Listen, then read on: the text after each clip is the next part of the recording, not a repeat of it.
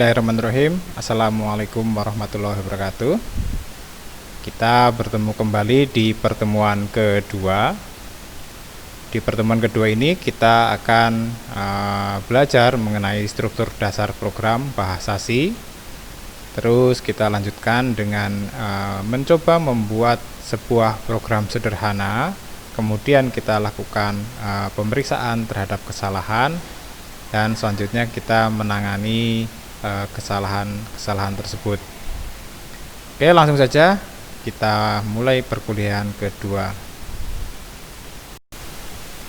Baik, untuk pertemuan kedua yaitu pemrograman bahasa C.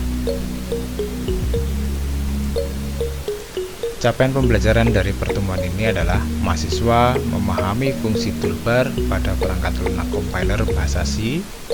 Mahasiswa dapat menjalankan perangkat lunak compiler bahasa C. Mahasiswa dapat memeriksa, menganalisa, dan memperbaiki kesalahan. Bahasa C dibuat oleh Dennis Ritchie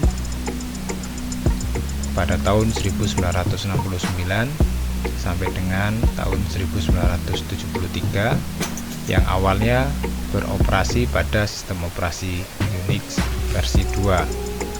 Bahasa C ini merupakan bahasa pemrograman jadul ketimbang bahasa-bahasa pemrograman modern sekarang seperti bahasa C++, C#, Java, PHP, ataupun yang lainnya. Namun, bahasa C ini cukup bagus untuk memperkenalkan konsep pemrograman bagi pemula. Kenapa? Karena bahasa C memiliki struktur program yang baik.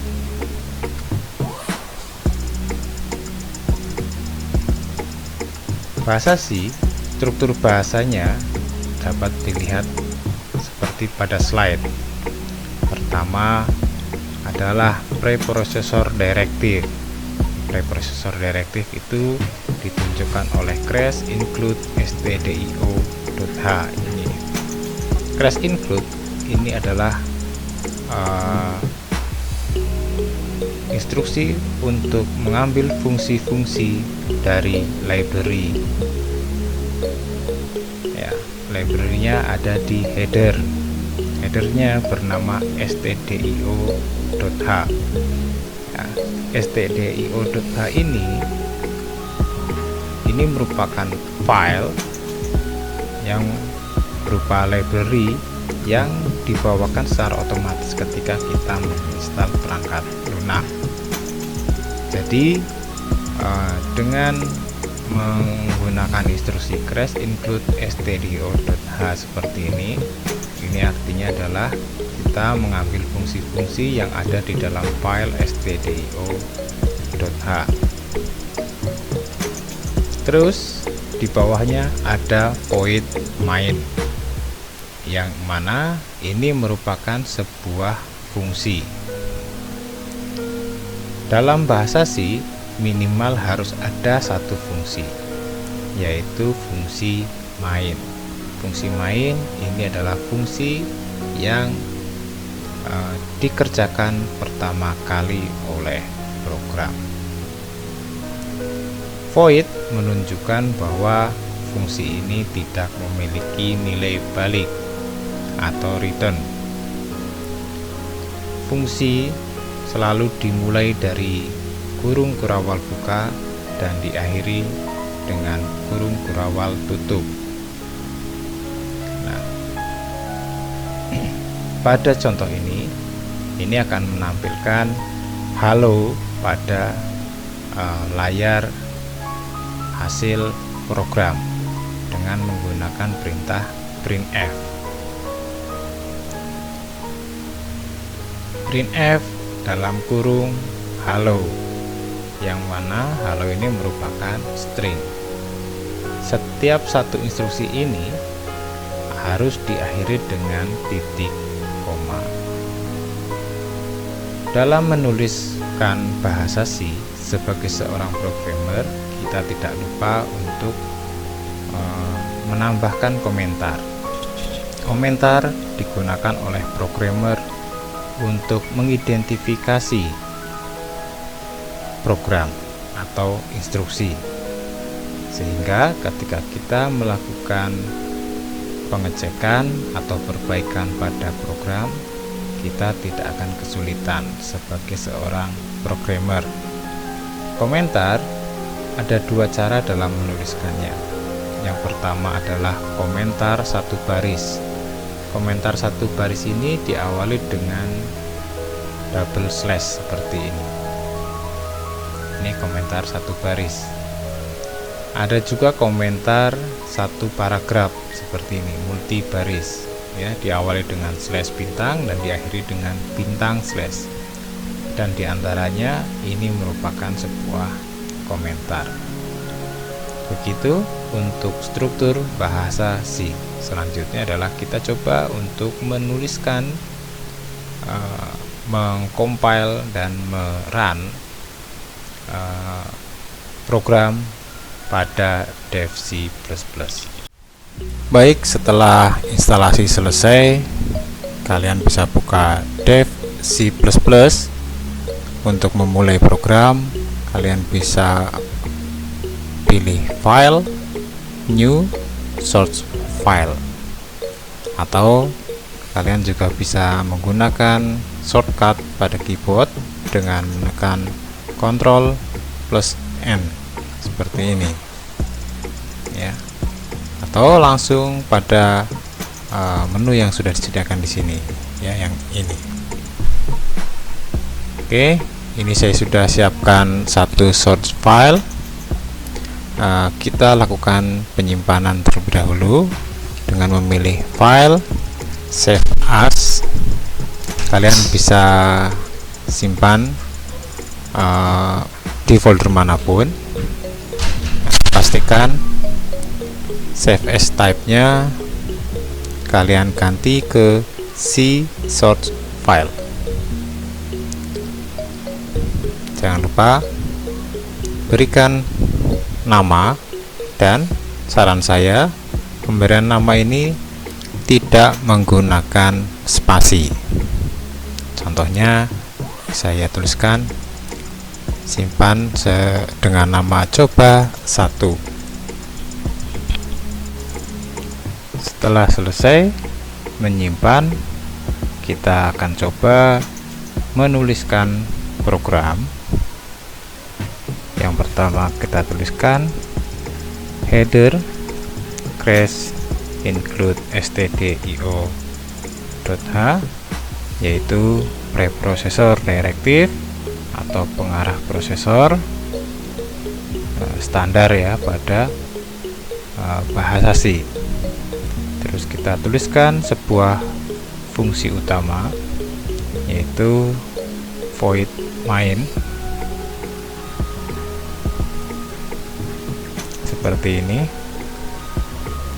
Nah, kita akan coba tampilkan sebuah tulisan, yaitu halo.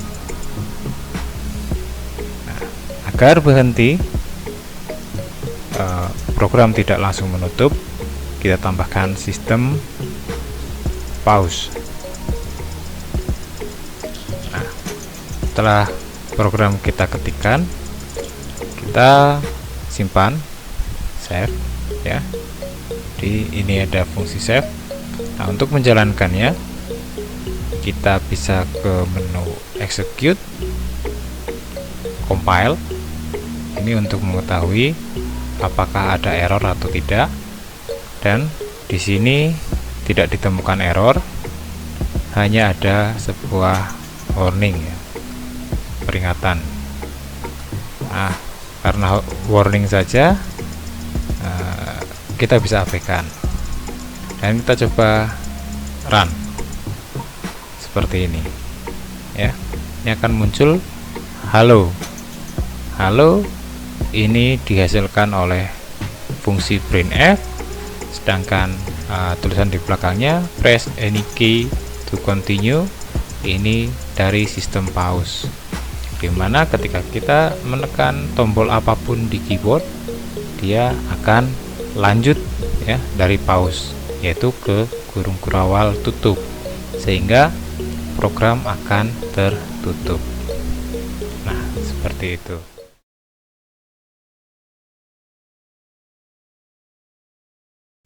Macam-macam warning dalam pemrograman bahasa C menggunakan Dev C++. Yang pertama, program ini berhasil mampu menampilkan ke jendela baru seperti ini. Namun di bagian bawah sini ditemukan warning. Di sini dia peringatannya adalah pada fungsi main tipe kembalian dari main bukan int, ya, karena kita menggunakan fungsi void yang artinya memang tidak punya kembalian.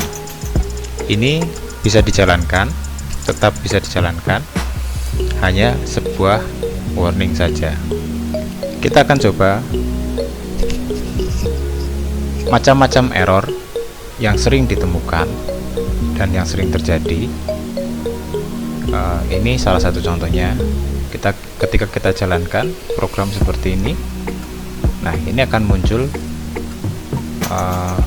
pesan di sini bahwa linker error undefined reference to printf, ya, yang ini printf, yang ini ya printf error, ya. Kenapa? Karena p-nya menggunakan huruf besar. Kita ganti p-nya huruf kecil. Kita coba jalankan kembali. Nah, ini ya error yang sering kali ditemukan, yang sering kali terjadi. Saya contohkan seperti ini. Peringatannya adalah syntax error before system. Ini ya, dia terarsir seperti ini. Jadi yang error adalah sebelum sistem atau yang baris sebelumnya ini ya. Ini seperti ini biasanya karena kita kurang menambahkan titik koma. Ya, ini solusinya. Terus yang sering terjadi juga seperti ini. Ya, program ketika dijalankan tidak memunculkan layar ya, tidak memunculkan terminal baru atau halaman baru. Karena apa? Karena setelah printf halo ini, program langsung ke kurung kurawal tutup, sehingga dia tidak berhenti. Nah, untuk berhenti kita menambahkan sistem pause seperti ini.